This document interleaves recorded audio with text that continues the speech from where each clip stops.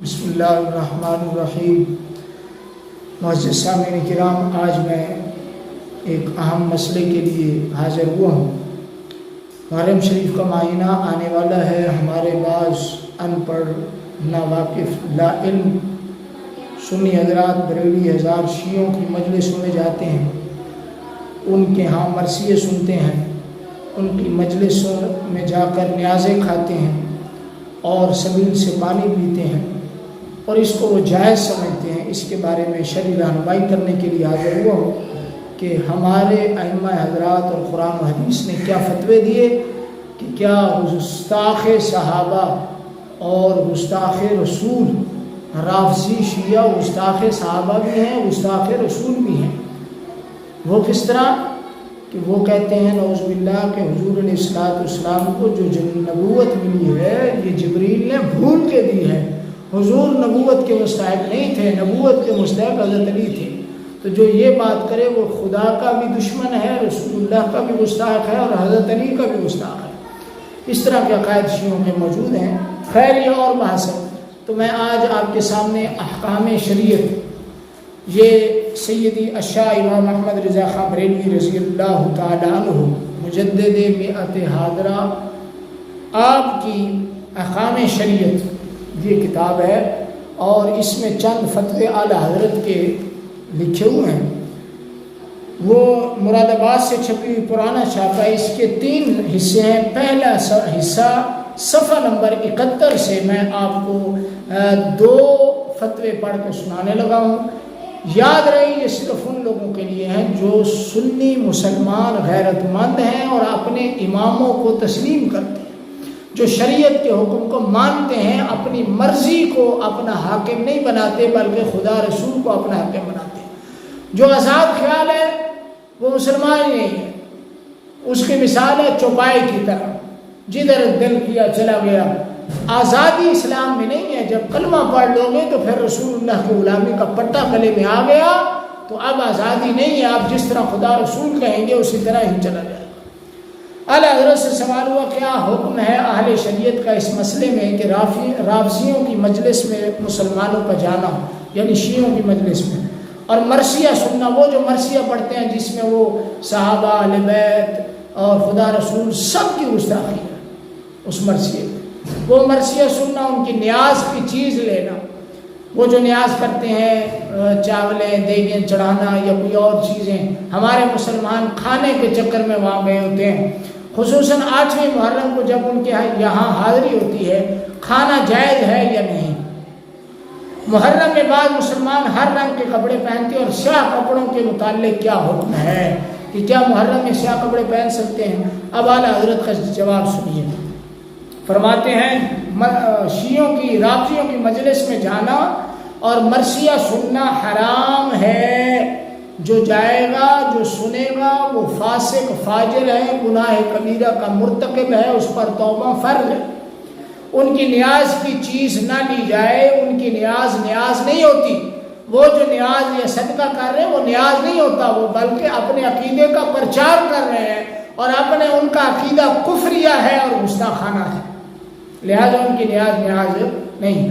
اور وہ غالباً نجاست سے خالی نہیں ہوتی۔ اس نیاز میں وہ پلیتی ملاتے ہیں، مردے کی اور اپنا جھوٹا، وہ ہر نیاز میں شیعہ شامل کرتے ہیں۔ ان کا نظریہ ہے کہ ہمارا جھوٹا کھا کے یہ بریلوی شیعہ ہو جائیں گے، اس لیے ان کی نیاز پلیت ہوتی ہے، اس میں نجاست اور پلیتی ڈالتے ہیں۔ اور فرمایا وہ حاضری سخت ملعون ہے۔ 8ویں محرم کو پتہ نہیں کیا حاضری ہوتی ہے ان کی، یا جو بھی وہ کام کرتے ہیں، شام غریبات، زنا اور بدکاریاں ہیں، وہ محبت اہل بیت کا نام دیا اور نعوذ باللہ دنیا کا بدترین ٹولہ یہی ہے شیعہ۔ تو آپ فرماتے ہیں وہ حاضری سخت ملعون ہے، اور کم از کم فرمایا اس میں شرکت موجب لعنت ہے، کہ جو شرکت کرے گا اس مجلس میں جائے گا، ان کا مرثیہ سنے گا، ان کی نیاز کھائے گا، پانی پیے گا، اس پر اللہ کی لعنت ہے۔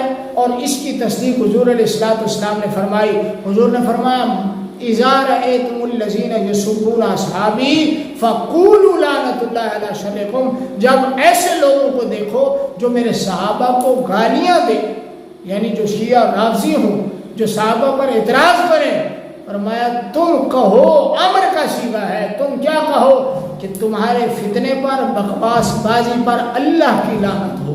تو حضور نے خود لعنت فرمائی اور لعنت فرمانے کا حکم فرمایا۔ تو لہذا جو جائے گا مجلس میں، یہ سن لے سنی، وہ لعنتی ہیں جو مجلس میں جائیں گے شیعہ کے، اور حرام کام کر رہے ہیں جو ان کے مجلس میں جا کر ان کی نیاز کھائیں گے۔ اور سیاہ اور سبز کپڑے علامت سوگ ہیں، یعنی سوگ اور غم کی علامت ہیں، لہذا سوگ شریعت میں جائز نہیں، اور سوگ حرام ہے، خصوصاً سیاہ کپڑے کہ شعار رافضیان ہے، یعنی یہ رافضیوں کی علامت ہے سیاہ کپڑے، تو وہ سیاہ کپڑے پہننا جائز بالکل نہیں ہے، سیاہ کپڑے پہننا حرام ہے۔ اور دوسرا فتویٰ جو پوچھا گیا وہ یہ ہے کہ کیا فرماتے ہیں علماء دین و خلیفہ مرسلین مسائل ذیل میں کہ بعض اہل سنت عشرہ محرم میں نہ تو دن بھر روٹی پکاتے ہیں اور نہ جھاڑو دیتے ہیں، کہتے ہیں بعد دفن تازیہ روٹی پکائیں گے، پھر روٹی بھی نہیں پکانی اور جھاڑو بھی نہیں دینا گھر، ایک بات یہ۔ دوسری، یہ آج کل ہمارے بڑے ہیں، یہ کام بہت زیادہ ہے، ان کی اصلاح ضروری ہے۔ دوسرا فرمایا کہ ان 10 دن میں کپڑے نہیں اتارتے، کپڑے نئے نہیں پہنتے۔ تیسرا فرمایا کہ کوئی بیاہ شادی نہیں کرتے، شادی نہیں کرتے، جو محرم میں شادی جو کرے گا وہ اہل بیت کا دشمن ہے، نعوذ باللہ۔ کسی مہینے میں بھی شادی کرنے سے شریعت میں نہیں روکا گیا، اگر روکا گیا ہے تو دلیل لائیں، قرآن حدیث سے پیش کریں۔ کسی چیز کو حرام کہنے کے لیے قرآن حدیث کی نص قطعی کی ضرورت ہے، وہ دکھائے کہ محرم میں شادی کرنا حرام ہے، ہم مان لیں گے بس۔ تو یہ 3 کام کہ روٹی نہیں پکانی گھر میں محرم میں، اور کپڑے نہیں پہننے نئے، اور جھاڑو نہیں دینے، 2 کام۔